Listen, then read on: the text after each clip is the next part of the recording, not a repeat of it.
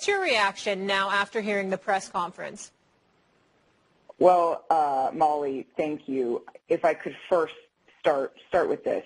Stephen A., with all due respect, this is not about pointing the finger. Stop.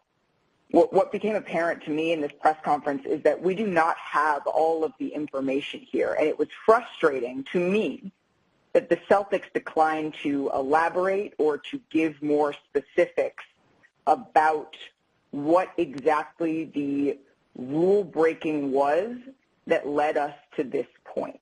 So that I just wanted to get that out of the way first. But to answer your question, Molly, I think what stood out to me. Why was Malika Andrews ticked at Stephen A. Smith? It said in the numerous news reports it was a consensual relationship that violated organizational policy. So only he is in violation of the company policy. The woman who elected to have a consensual relationship with him is not in violation. He gets to get mentioned and put on Front Street. We don't know who she is. Because it appeared he wanted the female staffer named in the Ime Udoka situation.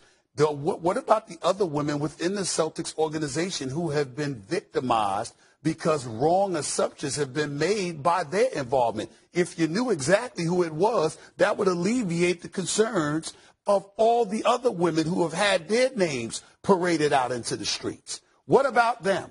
You ain't thinking about that. So here we are. We're throwing him out to pasture. And again, Ime Udoka cannot be defended. And then comments on internet trolls outing female Celtics staffers. Though it does appear Smith would then double down on wanting this staffer named. The fact that we are sitting here debating whether somebody else should have been suspended or not, we are not here, Stephen A., to further blame women. That is not why we are here. First of all, let me be very clear. I don't appreciate where you're going with that. I'm not blaming anybody but Ime Udoka. He deserves, the fact of the matter is, I've said he deserved to be fired if they were going to fire him. If you're not going to fire him, then don't fire him. My issue is all of this being publicized. The point that I'm trying to make is just like you're not mentioning. Excuse me. I listened to you. You're the one telling me to stop on my show. It ain't happening. This is where it takes a turn for the worse. Okay, that's number one. Number two, I've already said he deserves to be fired or he deserves to be there and handle it internally and privately.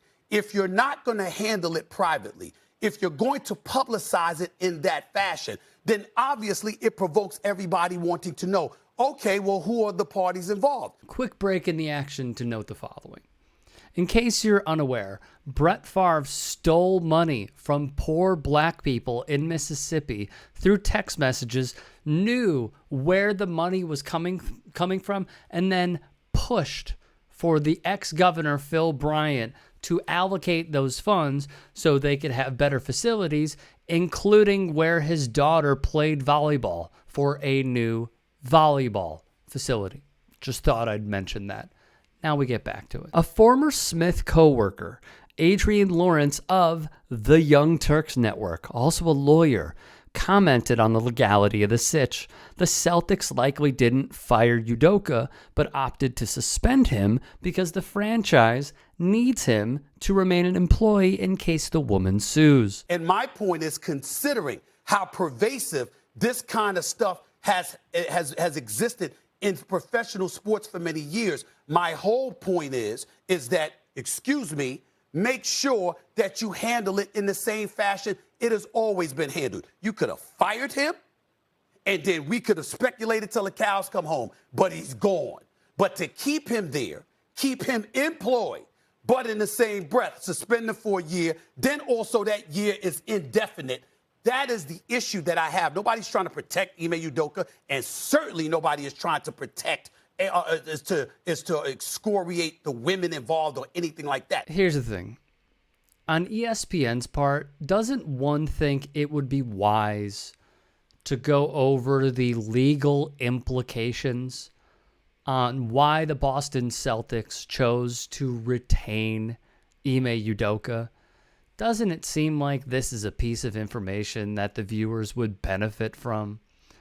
I mean, all we saw from Smith was filibustering for over 2 minutes at a time, going over how the Celtics may have failed this situation because they kept him on staff. When in reality, we should be given these pieces of information. Just a thought. It will be far easier for the Celtics to defend the suit if they can exercise some control over Udoka and keep him on their side while they present a unified defense against her claims.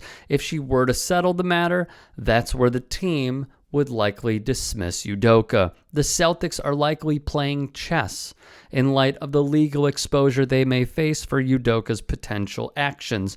Udoka's not coming back. He's simply being held close in the event of litigation. And I'm confident litigation is looming, Lawrence adds. That would be the impetus for the Celtics to publicly take action in the manner they did. The team needs to appear as though it acted swiftly in addressing the matter, although that's rarely ever the case. The parties are very likely trying to work out a settlement agreement now, but may have been at an impasse that required the Celtics to publicly take action. We will find out, however, as the truth always surfaces. In the meantime, I hope Boston invests in not hiring harassholes. The Celtics, meanwhile, said they launched an investigation via an independent law firm that uncovered multiple violations of team policies. With Udoka suspended, Joe Mazzulla will take over the head coaching duties.